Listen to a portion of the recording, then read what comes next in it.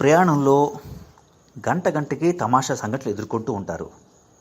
ఒకసారి తాగే నీళ్లు అయిపోతాయి.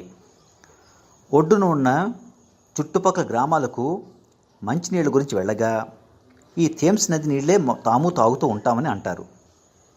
నలుగురితో పాటే తాము అనుకొని పడవలోంచి వంగి నీళ్లు ముంచుకొని టీ గురించి స్టవ్ మీద ఎక్కిస్తారు. టీ నీళ్లు కాగుతూ ఉంటే చుట్టూ ప్రకృతిని చూస్తూ కాలక్షేపం చేస్తూ ఉంటారు ఈ ముగ్గురు.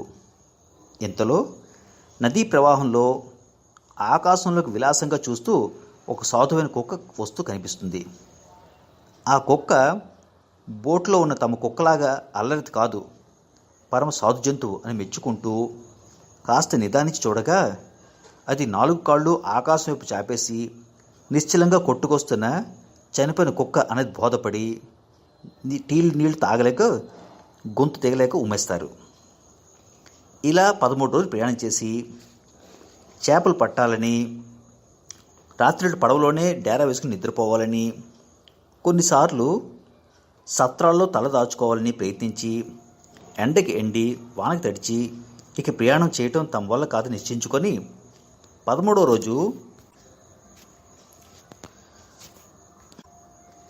పడవలో మిగిలిన పదార్థాలన్నీ కలిపి ఐరిష్ స్టూ వండి అది ప్రయాణంలో ఆఖరి విందుగా జరుపుకొని లండన్ వెళ్ళిపోదని నిశ్చయించుకుంటారు.